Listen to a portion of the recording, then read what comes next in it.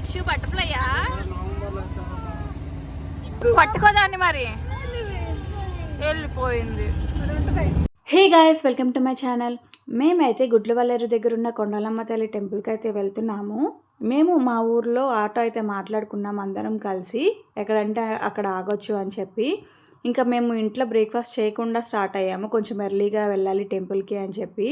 ఇంకా మధ్యలో స్టాప్ తీసుకొని అందరం కలిసి బ్రేక్ఫాస్ట్ అయితే చేసేసి ముందుకైతే వెళ్ళాము. వెళ్తున్న దారిలో హెన్స్ కోసం అయితే ఆగాము, అంటే అమ్మవారికి బలి ఇవ్వడానికి మొక్క అయితే ఉంది. ఇంకా టెంపుల్ దగ్గర అయితే ప్రైజెస్ ఎక్కువ ఉంటాయి అని చెప్పి మధ్యదారిలోనే తీసేసుకున్నాము. ఇంకా రీచ్ అయిపోయాము. కొండం తెలియదు స్టోరీ ఏంటో చెప్పు.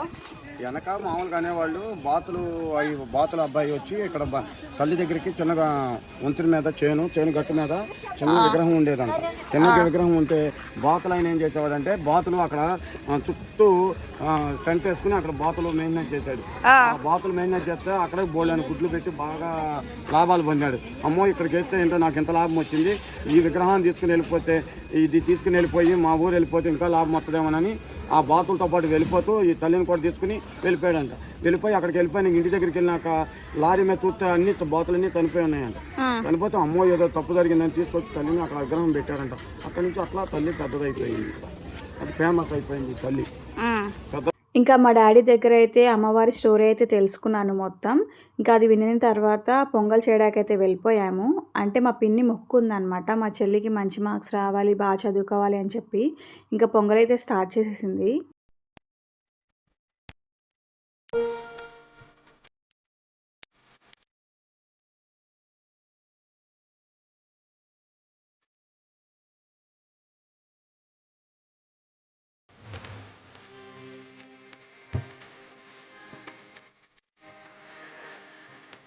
పొంగల్ చేయడం అయిపోయిన తర్వాత అందరం కలిసి టెంపుల్కి అయితే వెళ్ళిపోతున్నాము. ఇంకా టెన్షన్ కూడా పట్టుకొని ప్రదక్షిణ అయితే చేసాము టెంపుల్ చుట్టూతా. ఇంకా ఈ టెంపుల్ అనేది హైవే పక్కనే ఉంటుందన్నమాట. మీరు రావాలి అంటే బస్సెస్ కూడా డైరెక్ట్ రావచ్చు. మీరు బస్ ఎక్కారు అంటే డైరెక్ట్ టెంపుల్ ఎదురుగానే స్టాప్ ఉంటుంది, టెంపుల్ దగ్గర దిగొచ్చు అనమాట. మేము వీకెండ్స్లో వెళ్ళాము, సో కొంచెం క్రౌడీగా ఉంది, బట్ మేనేజబుల్, అంత క్రౌడ్ అయితే ఏం లేదు. మీరు వీక్ డేస్లో వచ్చారు అంటే ఖాళీగా ఉంటుంది. ఇంకా దర్శనం చేసుకొని కొబ్బరికాయ కొట్టేసుకొని రూమ్స్కి అయితే వచ్చేసాము, వంట చేసుకొని భోజనం చేయడం కోసం అని చెప్పి. ఇంకా మా పిన్ అయితే ఫుల్ హడావిడిగా బిజీ అయిపోయింది చికెన్ ఫ్రై చేయడం కోసం అని చెప్పి. 4.5 kgs అయితే వచ్చింది. సో సింగిల్ హ్యాండ్తో బాగా చేసింది, చాలా బాగా వచ్చింది ఫ్రై అయితే.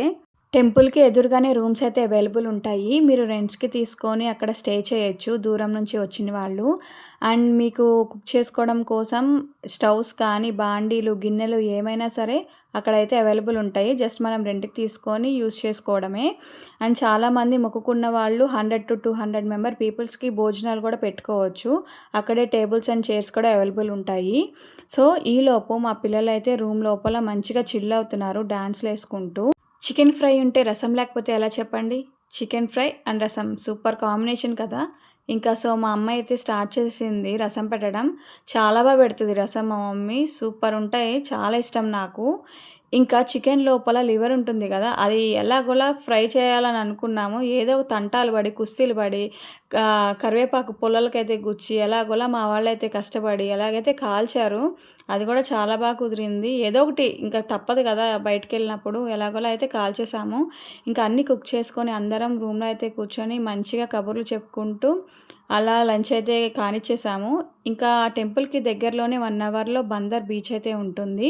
సో అక్కడ నుంచి పిల్లలు ఉన్నారు కదా, కొంచెం ఎంజాయ్ చేస్తారు అని చెప్పి మేమైతే అందరం కలిసి ఇంకా బందర్ బీచ్ అయితే వెళ్ళిపోయాము.